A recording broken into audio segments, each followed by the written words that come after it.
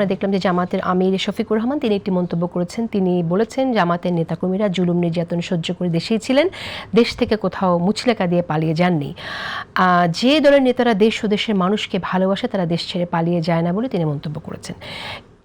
এই মন্তব্যটা যে তিনি করলেন, কার সম্পর্কে করেছেন সেটা আমরা সকলেই জানি। তার সাথে তিনি আবার জাতীয় সরকারও করতে চেয়েছেন।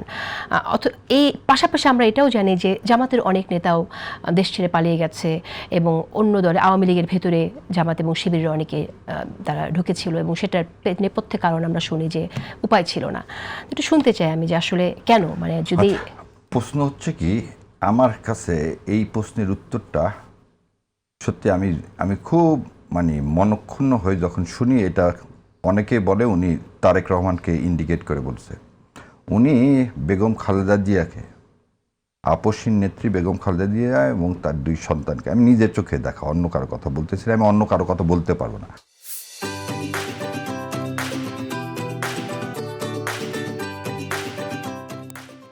আমিরে জামাত যেভাবে ধারণ করেন, উনি যে অনেকেই একটা জিনিস মনে করেন, তো একটা প্রধানমন্ত্রী দেশ ছেড়ে পালিয়ে গেলেন, তার পুরা মন্ত্রিসভা পালিয়ে গেলেন। কি বেগম খালেদা জিয়া এই দেশ ছেড়ে পালিয়েছেন? না। বেগম খালেদা থেকে জোর করে পাঠানো গেছে? না। তার আত্মীয় স্বজন দরখাস্ত করছে যে ওনাকে দেশের বাইরে পাঠানো। আপনি কি একটু ক্লিয়ার করবেন তাহলে উনি কাকে উদ্দেশ্য করে কথাটি বলেছেন? বলতেছি উনি কি বলতেছেন, আবার আপনি যেটা বলছেন সেটা আমার কাছে এটা একদম জলজ্যান্ত পরিষ্কার। সেটা হচ্ছে উনি তারেক জিয়াকে মিন করে বলেননি। গত 14 বছর আমরা যে নিপীড়নের শিকার হয়েছি, আপনি একটা জিনিস দেখেন যে আমরা বেগম পাড়ার কথা বলি, বিভিন্ন কথা বলি, মুচলেকা দিয়ে যখন কথাটা বলেন না, তখন একটা জিনিস বলেন, প্যারোলে ছিল কে? জনাব তারেক রহমান, তাই না? আর তারেক রহমান সাহেবকে প্যারোল থেকে ওনাকে চিকিৎসার জন্য দেশ থেকে বাধ্য করা হয়েছে যেতে, এ বিষয়ে তো কোনো সন্দেহ নাই। এবং কোকোর যে অবস্থা, কোকো তো আর সেইটা নিতেই পারলেন না, আল্লাহ তাকে পৃথিবী থেকে নিয়ে গেলেন, আল্লাহ তাকে জান্নাতবাসী করুক। একটা মা তারপরও যায়নি। কিন্তু ওই সময় জামাতে ইসলাম কেন, যে কোনো লোক, আমি হলেও দেশ ছেড়ে চলে যাবো, আমিও চলে গেছি। আমিও বললাম যে ওই সব বড় কথা বলে, কথার কথা বলে লাভ নেই। ওই সময় আমি হলেও চলে যেতে বাধ্য হব এবং আমিও চলে গেছি দেশ ছেড়ে।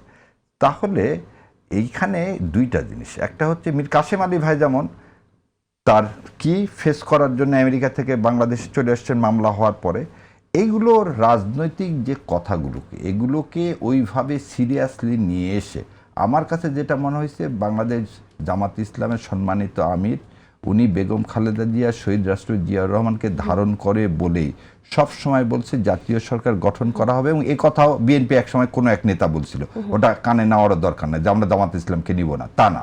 এই দেশ রাষ্ট্র গঠন করতে গেলে আগামী 5 বছর একটা জাতীয় সরকার দরকার। কারণ আওয়ামী লীগ যে অবস্থায় রেখে গেছে, এবং এই যে আমরা যেটাকে বলি আমাদের জনগণের সরকার, ডক্টর ইউনূসের সরকার, ওনারাও গত 1.5 বছরে দেশকে যে জায়গায় নিয়ে যাওয়ার কথা সেটা নিয়ে যেতে পারেনি। এখন যদি বিভেদ তৈরি করা হয়, দেশটা পিছিয়ে যাবে। এখন একমাত্র সমাধান জাতীয় সরকার গঠন করে, যেটা 5 তারিখে হয়নি, সেই জাতীয় সরকার গঠন করে আমাদেরকে সামনে আগাতে হবে। এখন পিছিয়ে তাকিয়ে এগুলো দেখে লাভ নেই। আর আমরা যদি এগুলোই একজন আরেকজনের দিকে যাই, কথার কথা ময়দানে, ওই যে বললাম না আমি একটু আগে, যে ভোটের জন্য আমরা অনেক কথা বলি, কারণ ভোট ব্যাংক 2টা সমান, 2 জনেরই ভোট ব্যাংক ওই 65% থেকে ভাগ হবে। সেই জন্য আমার কাছে মনে হয়েছে এই কথাগুলো আমিরে জামাত কখনোই তারেক জিয়াকে মেনশন করে বলেননি।